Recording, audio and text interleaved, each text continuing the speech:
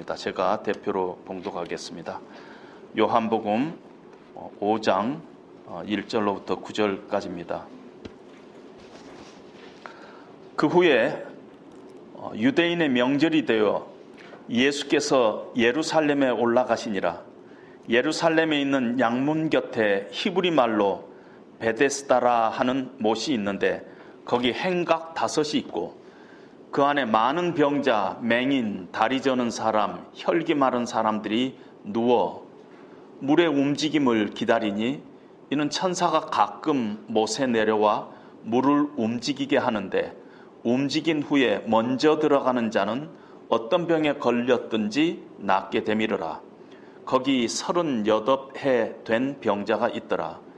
예수께서 그 누운 것을 보시고 병이 벌써 오래된 줄 아시고 이르시되 네가 낫고자 하느냐? 병자가 대답하되 주여 물이 움직일 때 나를 못에 넣어주는 사람이 없어 내가 가는 동안에 다른 사람이 먼저 내려가나이다.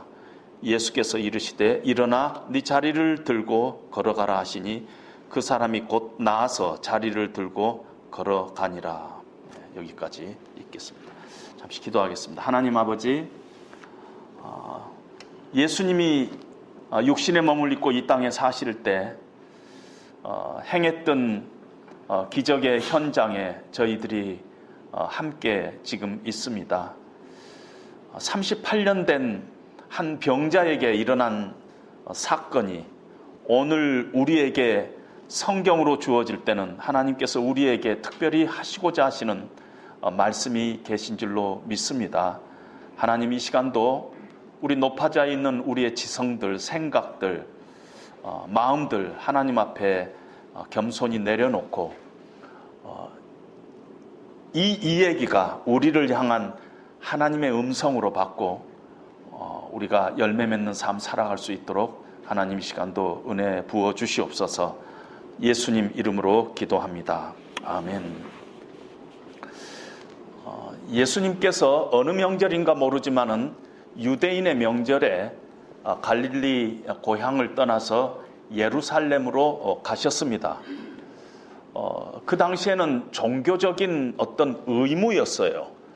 그래서 1년에 몇 차례씩 이렇게 예루살렘에 가서 이렇게 명절을 지키는데 어떤 때는 수십만 명이, 또 때로는 한 100만 명, 역사적인 고증으로 보면 한 100만 명까지 명절을 지키기 위해서 예루살렘으로 순례의 여행을 떠났었고, 우리가 시편 121편에서부터 130 몇 편까지 11편은 예루살렘으로 올라가던 순례자들이 부르는 찬송으로 우리가 알고 있습니다.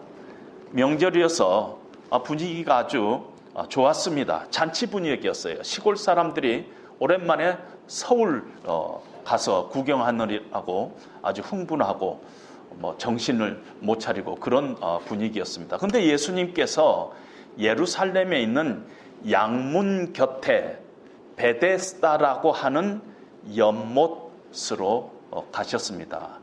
우리가 생각할 때 연못은 우리 지금 이 예배드리는 이 정도가 아닌가 이렇게 생각할 텐데, 고고학적인 고증으로 보니까 거의 야구장과 비슷할 정도로 큰 연못이었습니다. 당시 예루살렘에는 우리나라 조선시대 한양에서처럼 이 대문이 있었어요. 우리 옛날에도 서울에 4대문이 있었잖아요. 동대문, 서대문, 남대문, 북대문. 우리가 남대문을 또 숭례문이라고 그러지 않습니까? 그리고 작은 소문이 또 있었어요. 서소문, 그거는 소문이에요. 서쪽에 있는 소문. 해화동 동쪽에 있는 소문은 회화문이라고 했고, 북쪽에는 창의문이라고 했습니다. 근데 북쪽에 있는 또 이제 서쪽에는 서소문, 그런 식으로 이야기했는데, 남쪽에는 광희문이라는 남쪽 소문에는 다른 이름이 있었는데 시구문이라고도 했습니다. 궁궐 안에서 사람이 이렇게 죽었을 때 이 남쪽에 있는 광희문, 시구문을 통해서 시체가 나갔던 문임을 우리가 짐작을 할 수가 있습니다. 마찬가지로 예루살렘 성에도 대문이 있고 소문이 있었는데 작은 문들이 있었어요. 그 중에 어문도 있고 양문도 있고 분문도 있고 마문도 있고 그랬습니다. 그 중에서 오늘 예수님께서는 양문 곁에, 이 양문은 뭐냐면은 예루살렘에서 제사를 지낼 때 양들이 제물로 이렇게 바쳐지는데 그 양들이 드나들었던 문이 양문입니다. 북동쪽에 있는 문이에요. 그래서 이 느헤미야서에 보면은 양문 밖에 사람들이, 양이 필요한 사람들이 많이 있으니까 양시장이 형성되어 있었던 것을 우리가 볼 수가 있습니다. 뭐 분문 하면은 쓰레기, 짐차 같은 것들이 왔다 갔다 하는 그런 문이었을 것입니다. 이렇게 작은 문, 양문이 있었는데 고고학자들이 이렇게 발굴해서 보니까 양문 옆에 큰 쌍둥이 못이 있었는데 그 쌍둥이 못이 벳에스다라는 못이었습니다. 벳이라는 뜻은 히브리 말로 집이라는 뜻이고 에스더는 긍휼, 은혜 이런 뜻입니다. 그러니까 그 집이 House of Mercy, House of Grace, 은혜의 집, 긍휼의 집, 이런 집이 그 쌍둥이 연못의 이름이었습니다. 그리고 그 연못 주변에 행각 5이 있었다. 오늘 본문에 이렇게 되는데 행각은 지금 우리로 보면은 정자 같은 것입니다. 비를 피하고 햇빛도 피할 수 있도록, 때로는 거기서 누워서 이렇게 소일할 수 있도록 행각 5이 있었습니다. 1871년도에 고고학자들에 의해서 여기가 행각이 발굴되었는데 지금은 그 자리에 샌앤 교회라는 교회가 세워져 있다고 합니다. 그리고 AD 333년에 어떤 여행자가 그 지역을 여행하고 그 기록을 남겼는데 쌍둥이 연못 주변에 행각 5이 있는데 벳세이다라는 이름을 갖고 있다. 우리는 지금 베데스다 그러는데 벳세이다라는 이름을 갖고 있다 하는 고고학적인 역사적인 이런 자료가 있습니다. 왜 제가 이렇게 고고학을 이야기하느냐면은 지금 오늘 본문의 내용이 무슨 만들어낸 얘기가 아니라 역사적인 어떤 자료에 의해서 거기가 발굴되고 베데스라는 이름도 있고 행각 5이 있다는 것이 이미 AD 333년부터 자료가 있다는 것입니다. 행각에는 수많은 병자들이 있었어요. 맹인도 있고 다리 저는 사람도 있고 혈기 마른 사람도 있고. 근데 그런 사람들이 오늘 우리 한글에는 정확히 번역이 안 돼 있지만 늘상 누워 있었다. 늘상이란 단어가 있어요. 늘상 거기에 누워 있었어요. 그 행각 5에요. 왜 사람들이, 병자들이 거기에 누워 있었느냐면은 소문이 있었어요. 소문이. 근데 그 소문이 뭐냐면은 가끔 연못에 물이 부글부글 움직이는데 천사가 내려와서 그 물을 움직이는데 움직인 후에 제일 먼저 뛰어드는 사람이 병이 낫는다는 소문이 있었습니다. 과학적인 지식이 없던 시대라서 마치 하늘에서 천사가 내려와서 물을 이렇게 손으로 휘휘 젓으니까 물이 부글부글 한다고 그렇게들 생각했던 것 같습니다. 그런데 오늘 본문에 보니까 그 부분이 이렇게 가로로 돼 있잖아요. 물이 움직임을 기다리니 천사가 가끔 못에 내려와 물을 움직이게 하고 이런 이 부분이 가로로 돼 있다 하는데 성경에 가끔 가로로 돼 있는 부분이 있어요. 그건 뭐냐면은 우리가 믿을 만한 중요한 사본에는 그것이 없다는 것입니다. 그래서 NIV나 그 ESV 같은 그런 것들에서 번역을 할 때 그 부분을 가로로 해버린 것입니다. 왜냐하면은 우리가 성경을 번역할 때 가장 신뢰할 수 있는 그런 사본들을 보는데 그 사본에는 이 부분이 없기 때문에, 다른 말로 표현하면은 이 부분은 약간 소문이 아닌가, 이런 뉘앙스를 우리에게 풍겨주고 있습니다. 물은 분명히 부글부글 움직였던 것 같습니다. 왜냐하면 7절에 보니까 38년 된 이 병자가 보니 물이 부글부글 했던 것을 봤다고 얘기를 하고 있기 때문에요. 그런데 가만히 우리가 따져보면은 천사가 내려와서 물을 줬다 하기보다는 어떤 면에서 베데스다 연못이 자연적인 온천일 가능성이 좀 있습니다. 좀 더 과학적으로 이렇게 접근을 해보면은요, 예루살렘 안에는 샘이 없어요. 호수가 없어요. 그리고 예루살렘 안에는 그 물을 어떻게 공급하냐면은 예루살렘 밖에 기혼샘이라는 곳에서 파이프로 연결해가지고 그 물이 솔로몬 연못도 가고 베데스다 연못도 가고 그렇게 돼 있습니다. 그런데 기혼샘이 간헐천입니다. 4시간 혹은 10시간 그 사이에 한 번씩 물이 확 땅에서부터 올라오는데 한 번 올라올 때마다 한 10톤 정도의 물이 올라온다고 합니다. 그리고 물이 확 올라올 때 그것이 갑자기 많은 양이 기온샘에서부터 올라오기 때문에 파이프로 이렇게 가지 않아요. 베데스다 연못까지. 그러니까 그럴 때 베데스다 연못에 있었던 물이 부글하고 이렇게 끓을 수 있다는 것입니다. 그걸 보고 천사니 뭐니 만든 얘기일 가능성이 많다. 그래서 중요한 사본에는 바로 그 부분을 가로로 해서 이거는 사실이 아닐 가능성이 많다. 그냥 소문이다. 이런 뉘앙스를 우리에게 보여주고 있습니다. 학자들이 베데스다 연못을 조사해 봤더니 약간 붉은색을 띠고 있습니다. 어떤 면에서 광물질이 있는 것 같아서 학자들은 그 물 자체가 약간의 약효의 효능이 있었던 것 같다 하고 얘기를 합니다.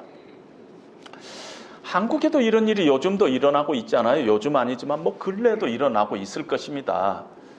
한국에 있는 모 지역에 기도원의 원장이 꿈에 기도원 주변에서 물이 솟아나는 것을 꿈꿨습니다. 그래서 거기를 파가지고 물이 나오는데 그 물을 생수라는 이름을 붙였습니다. 그래가지고 수많은 사람들이 그 물을 마시면은 병이 나을 거라고 다들 믿고 그렇게 또 소문이 돌고 해가지고 구름대처럼 모였습니다.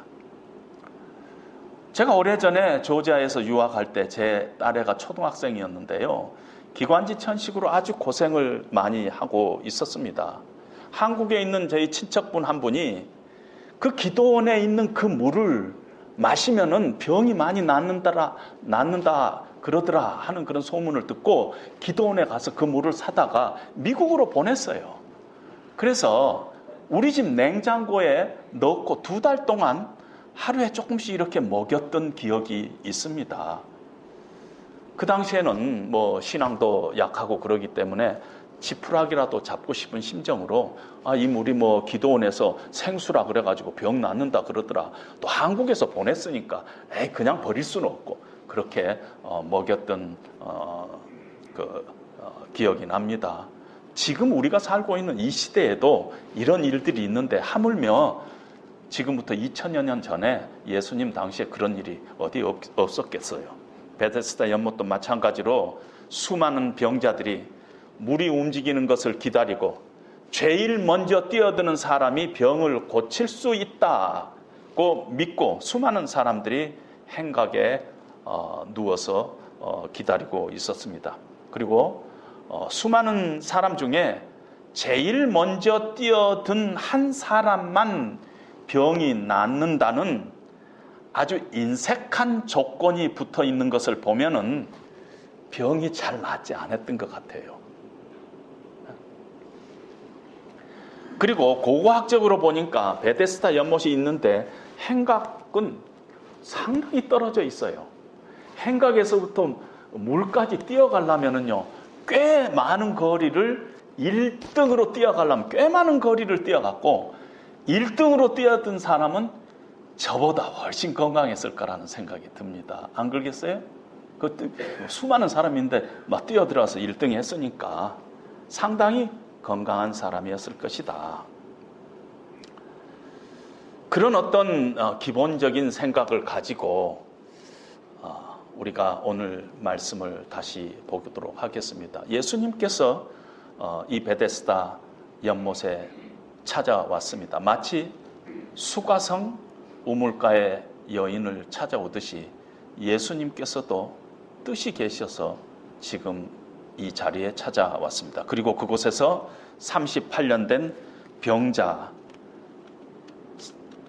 한 사람을 만나고 또 그 사람을 치료하고 일으켜 세우고 뛰게 하는 그런 사건이 오늘 기록되어 있습니다.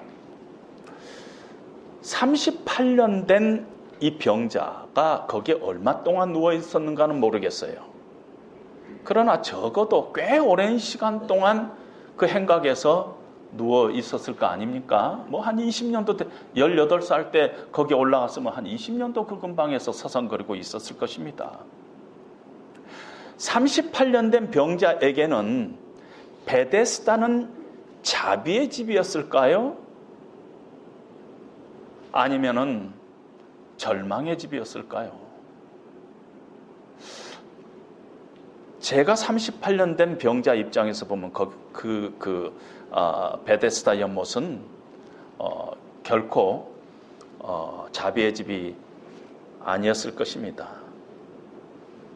몸이 아파서 기어서 가다 보면 벌써 앞선 사람이 먼저 뛰어가고 또 기어가다 보면 앞선 사람이 또 뛰어가고 그 일을 수십 년 동안 했을까도 모르지 않아요. 어떤 면에서 매번 다른 사람이 뭐 고침받았다고 뭐 좋아하고 그럴 때마다 38년 된 환자에게는 이 베데스다가 절망의 집이었을 가능성이 많습니다. 그리고 시간이 지날수록 이제는 뛰어가지도 않고 멀리서 누워서 쳐다보면서 체념하고 있었을 가능성이 많습니다. 이 38년 된 병자에게 예수님께서 나타나셔서 이렇게 묻습니다. 네가 낫고자 하느냐? 네가 낫고자 하느냐? 저는 목회를 하면서 병원 신방을 마치 그냥 생활인 것 같이 다녔습니다. 아픈 사람이 교회에 얼마든지 많이 있기 때문에요.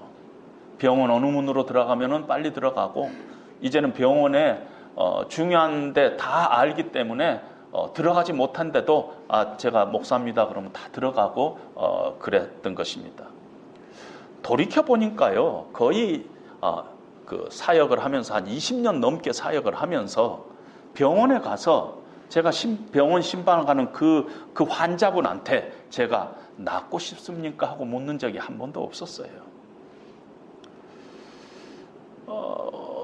어떤 면에서 예수님의 이 질문은 엉뚱한 질문 같고 우리식으로 표현하면 좀 스투피드한 질문 같고, 아니 낫고 싶으니까 병원에 왔죠. 아니 환자가 낫기 싫은 사람 누가 있어요? 얼마든지 그렇게 반문할 수 있을 그런 질문을 예수님께서 하십니다. 이럴 때 38년 된 환자가 이렇게 대꾸를 합니다. 선생님, 물이 움직일 때 나를 못에 넣어주는 사람이 없어. 내가 가는 동안에 다른 사람이 먼저 내려가나이다. 이렇게 대답을 합니다. 아주 직접적인 대답은 아닌 것 같죠?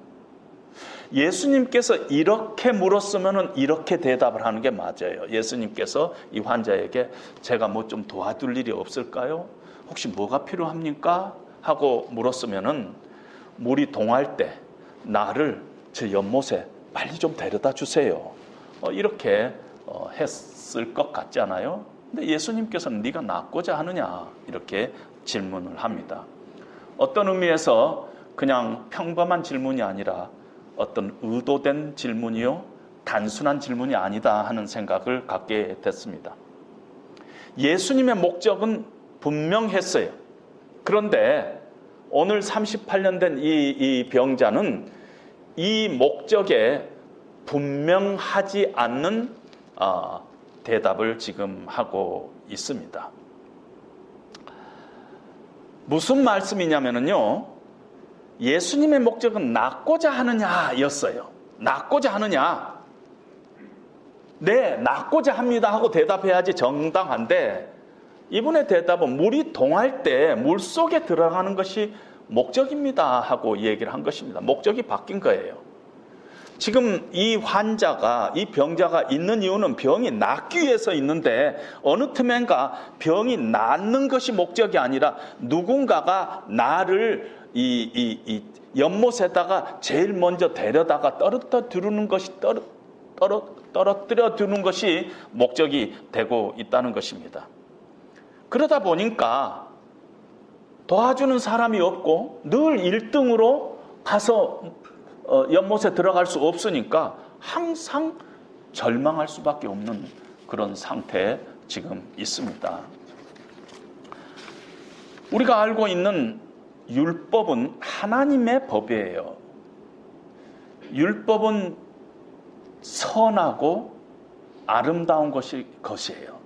하나님께서 우리에게 율법을 주실 때는 이 율법을 통해서 하나님이 어떤 분이신가를 알고 우리가 어떤 자인가를 알라고 우리에게 하나님께서 율법을 주셨어요. 그런데 율법을 받은 유대인들이 혹은 우리들이 그 율법의 목적이 바뀌어버린 것이에요. 율법을 마치 지키는 것으로 착각해서 율법을 지키면은 잘 지키면 내가 하나님 앞에 참 의로운 사람으로 설 것이고 못 지키면은 죄인으로 설 것이고 하는 율법의 목적이 바뀌어버리는 것이에요. 나중에는 이 율법을 가지고 남을 정죄하는 데 사용했던 것을 봅니다. 자녀 교육은 모든 우리 부모님들의 참 이 바람입니다. 자녀 교육을 잘하는 것은 우리 자녀를 잘 키워서 이 땅에 유익한 자로 하나님을 잘 믿고 하나님의 축복의 통로로 살게 하는 것이 우리 자녀들을 키우는 부모들의 아주 그 오롯한 목적일 것입니다. 그래서 공부를 열심히 시킵니다. 물론 공부를 열심히 하는 것을 통해서 또 하나님 앞에 귀하게 쓰임 받은 한 방법일 수 있어요. 그러는데 어느 틈엔가 공부를 열심히 하는 것을 떠나서 인류대학 그래서 인류대학을 못 들어가면은 마치 내 인생이 불행해지는 것 같이 그래서 절망 가운데 빠지는 그런 경우를 자주자주 봅니다. 그렇게 우리는 진짜 우리의 목적에서부터 트위스트 해가지고 목적이 조금 달라지는 것 때문에 우리가 늘 허망한 결과를 얻게 되고 또 이 절망 가운데 우리가 빠져 있을 때가 있다는 것입니다. 네가 낫고자 하느냐? 일어나 네 자리를 들고 걸어라. 그리고 나아서 자리를 들고 걸어갑니다. 이 기적적인 사건을 통해서 하나님께서는 우리에게 지금 무엇을 말씀하시고자 하는가 하는 것을 우리가 한번 찾아보기를 원합니다.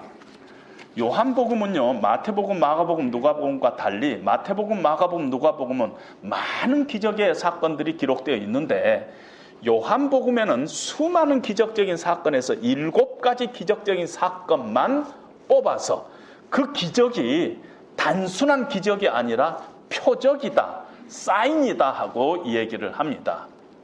따라서 38년 된 병자가 나았다 하는 것은 이 병자가 한 사람 병자가 병 고침을 받았다 하는 것 이상의 그 안에 메시지가 있다는 것입니다.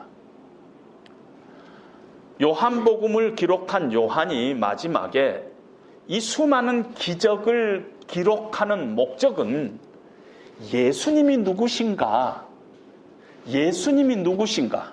그리고 우리가 그 예수를 믿어 영생을 얻게 하는 것이 이 기적을 기록한 목적이다 하고 얘기를 합니다. 따라서 오늘 기록된 이 기적의 사건도 그 범주를 벗어나지 않는다는 것입니다.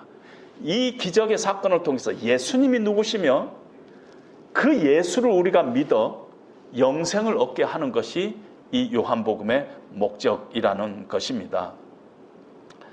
베데스다 연못가에 5개 행각이 있었고 거기에 수많은 불구자, 소경, 절뚝발이, 중풍병자, 심령이 이미 병든 자, 그 안에 얼마나 원망이 있었겠어요. 얼마나 불평이 있었겠어요. 이거는 죄의 병에 걸려서 신음하고 있는 우리 인생의 모습을 상징하고 있습니다. 가만히 보면 우리 인생들의 내면을 우리가 가만히 보면은 불치의 죄병에 다 걸려 있습니다. 그 불치의 죄병 때문에 우리에게 절망이 찾아오고, 우리에게 실패가 찾아오고, 우리에게 낙심이 찾아오고, 우리에게 미움이 찾아오고, 우리에게 원망이 찾아옵니다. 죄병에 걸려 있기 때문에 우리가 정직하게 우리 자신의 내면을 들여다보면은 우리 안에 심각한, 우리 힘으로는 도저히 할 수 없는 죄의 병이 우리 안에 있다는 것을 우리는 고백하지 않을 수 없습니다. 하나를 씻어내면 2개가 자라나고, 하나를 씻어내면 2개가 자라나고, 그것이 우리의 실존이라는 것이에요. 오죽했으면 칼빈은 우리의 마음은 죄를 생산하는 공장이다 하고 얘기할 정도로 우리 마음으로 얼마나 많은 죄를 범하고 있느냐는 것입니다.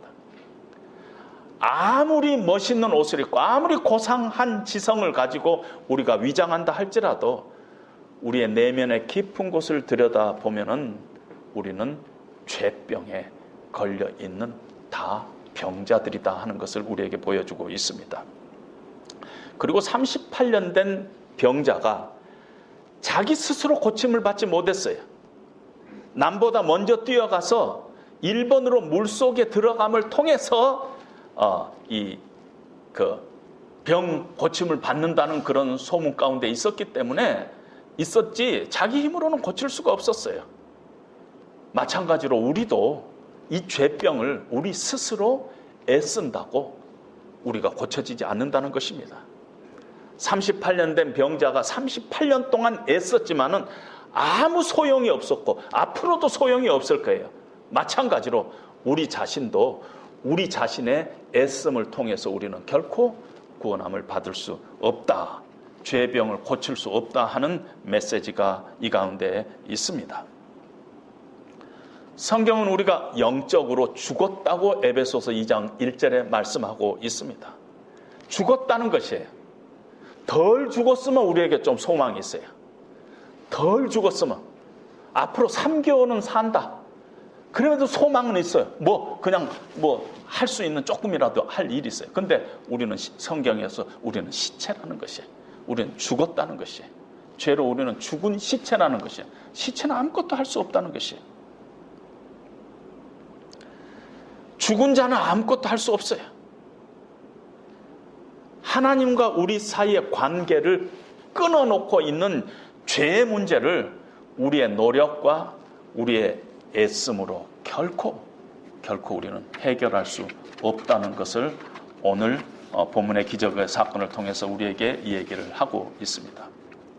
두 번째로는요, 다른 사람이 나를 도와주어서, 물이 움직일 때 다른 사람이 나를 도와주어서 나를 데려다가 못 속에 제일 먼저 떨어뜨려 주면은 내가 나을 것이다 하는 이 지금 성경의 괄호 안에 이 얘기는 헛소문입니다. 헛소문이다. 우리의 본질적인 죄의 병을 고치기 위해서 하나님께서 제시하고 있는 방법이 아니에요. 다른 방법은 우리가 일견 그 방법이 옳을 것 같은데 다 헛소문이라는 것이에요. 우리 인류가 그동안에 이 헛소문에 시선을 모으고 있어요. 우리의 죄의 문제를 하나님 없으면은 우리가 불행해질 수밖에 없는데 우리가 행복하게 살 수 있는 길을 하나님 없이도 가능하다는 수많은 길들, 헛소문의 길들을 우리에게 제시를 했고 우리도 모르는 사이에 그 헛소문에 시선을 모으면서 우리는 살아왔습니다. 어떤 종교를 통해서, 일을 통해서, 선행을 통해서 우리의 죄병이 고쳐지기를 원하지만은 그거는 헛소문에 불과하다는 것입니다.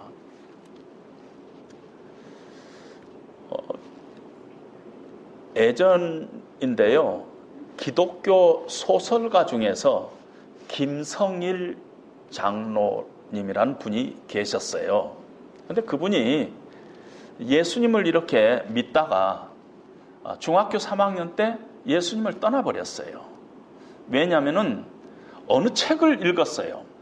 사르트르가 쓴 자유의 길이라는 책을 읽고 그냥 은혜를 받았어요. 근데 그 책의 내용은 뭐냐면은 우리가 자기가 자기식으로 살아야 하지.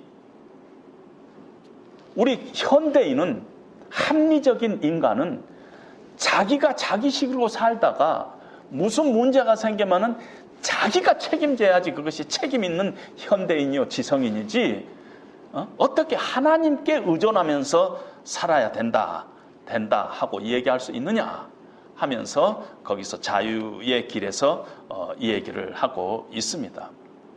어떻게 째째하게 주여 주여 하면서 하나님 앞에 우리의 참 문제를 해결해 주십시오 그러냐는 것이, 내가 잘못해서는 내가 책임져야지, 그게 책임 있는 자의 바른 행동이 아니냐, 그것이 합리적인 인간이 아니냐 하는 것에 꽂혔습니다. 그리고 예수님을 떠났어요. 그리고 나중에 청년이 되고 결혼해서 이제 가정을 꾸리고 그렇게 살게 됐습니다. 그런데 어느 날 아내가 위암에 걸려서 죽게 됐습니다. 가만히 보니까 내 책임이에요.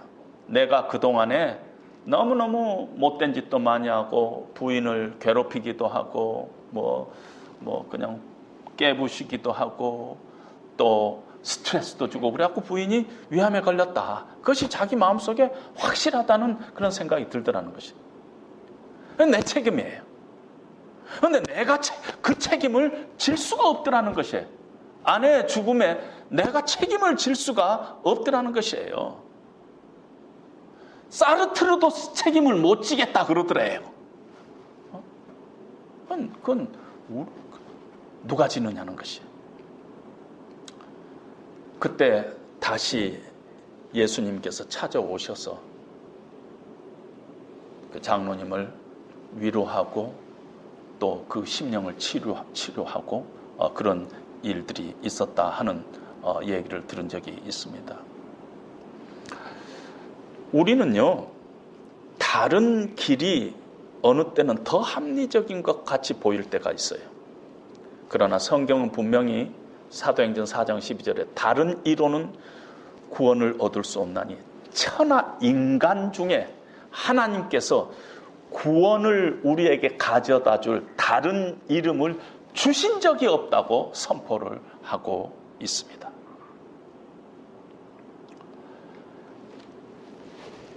세상의 어떤 방법이 아니라, 베데스다 연못이 아니라 예수님이 치료자예요. 예수님 안에 그 능력이 있다는 것입니다.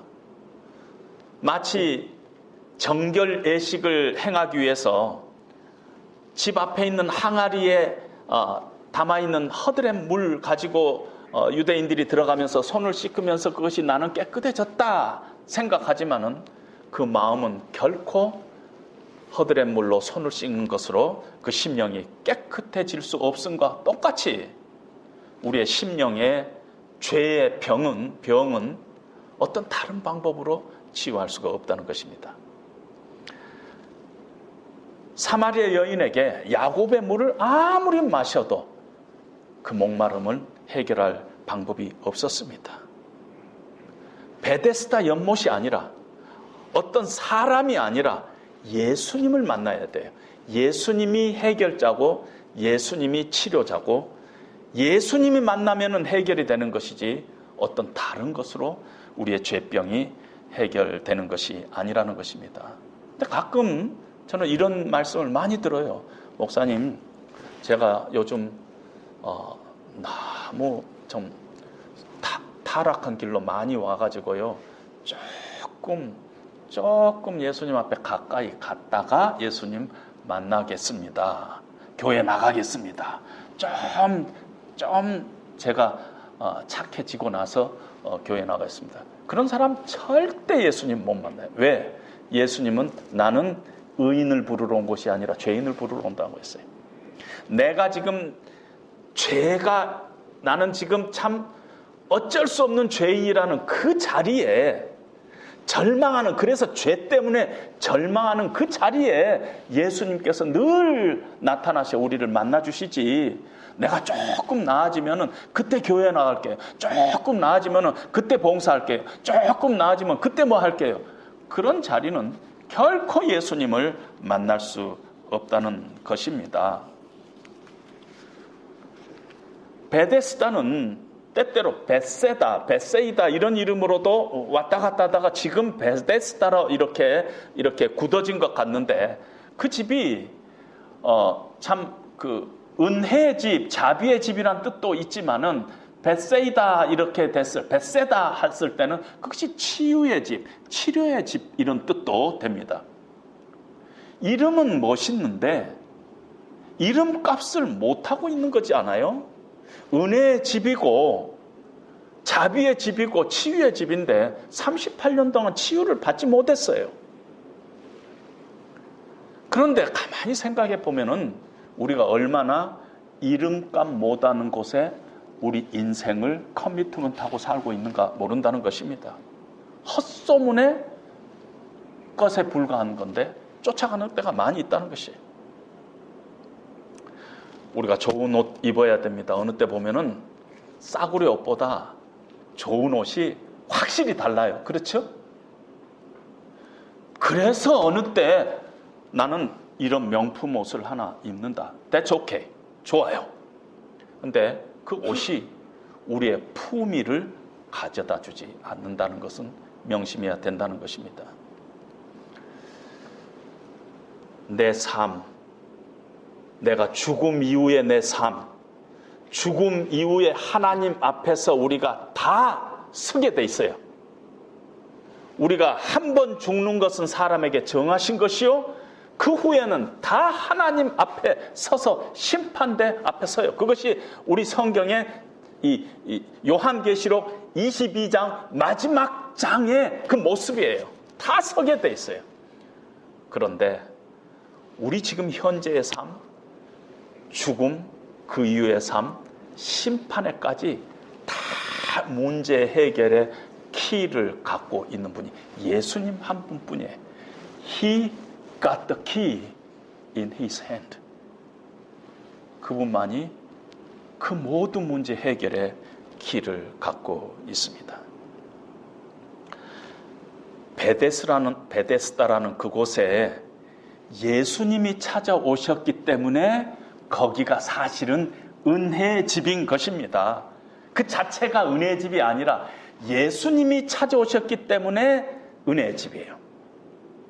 거기에서 무슨 치료가 일어나는 것이 아니라 예수님이 오셔서 치유하셨기 때문에 그 집이 베세이다, 은혜, 치유의 집이 되는 것입니다.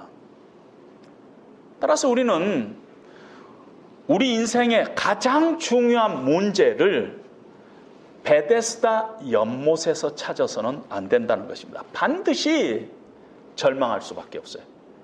그 인생은 낭비하고 허망한 것을 쫓은 그 결과는 반드시 허망함으로 우리에게 찾아올 것입니다.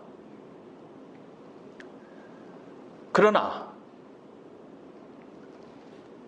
예수님을 우리가 찾고 예수님을 붙잡으면 설령 그 자리가 우리가 절망하는 자리고 우리가 우리 자신의 죄를 생각하면서 우리 자신을 치고 미워하는 자리라 할지라도, 그 자리가 나를 사랑할 수 없는 그런 자리라 할지라도 그 자리에 늘 예수님이 오셔서 절망을 소망으로 바꾸시고 우리의 병을 치유하시는 예수님이 우리 가운데 오신다는 것을 믿고, 주님이 우리의 심령 속에 네가 낫고자 하느냐 하고 질문했을 때 주님 제가 낫기를 원하나이다 할 때마다 주님은 늘 우리의 심령 가운데 우리의 심령을 치고 들어오시는 분이에요.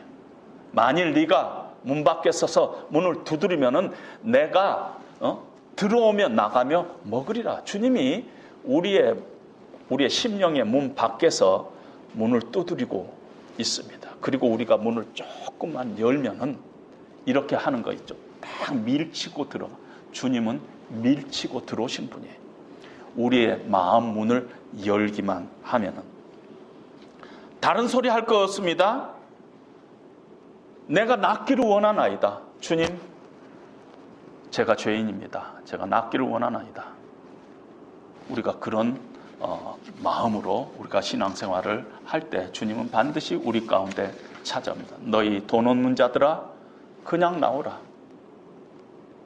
목마른 자들아 그냥 나오라. 나를 찾을 만한 때 찾으라. 그러면 너희가 만나리라. 그것이 하나님께서 우리에게 주시는 약속인 것입니다. 오랫동안 신앙생활 하신 분들 중에서 의외로 38년 된 병자들이 많이 있습니다. 우리 교회는 어떤 면에서 보면은 은혜 집이에요. 그런데 은혜 집에 있으면서도 우리가 만약에 은혜 가운데 있지 않으면은 우리는 교회 안에 있는 베데스다 연못의 행각에 누워있는 38년 된 병자와 똑같습니다. 언제 그런 일이 가능하냐면은 신앙생활 하는데 예수님께 초점을 맞추지 않고 베데스다 연못에 초점을 맞추면은 늘 우리가 베데스다 안에 있지만은 절망의 집에 있는 것과 똑같은 어리석은 인생을 살게 될 것이라는 것입니다. 신앙생활은요, 늘 은혜로 한다는 것을 여러분 기억하시기 바랍니다. 우리의 노력과 우리의 어떤 애씀이 우선이 아니에요. 그게 우선이 아니에요. 가끔 보면은요, 신앙생활을 너무 긴장하고 하는 사람들이 있어요. 이래야 돼, 저래야 돼, 이거 먹으면 안 돼, 이거 먹어야 돼, 실수하면 안 돼. 철야기도 해야지. 금식도 해. 늘 그것이 나쁘다는 것이 아니라 신앙생활의 어떤 신앙생활의 어떤 모드를 늘 어떤 것에 하는 것에 두는 사람들이 있습니다. 그래서 늘 그런 사람 만나면은 그냥 긴장돼 있어요. 그냥 탁 건드리면 막 그냥 쓰러질 것 같이 긴장돼 있습니다. 신앙생활은요, 힘 빼고 하는 것입니다. 힘 빼고 하시기 바랍니다.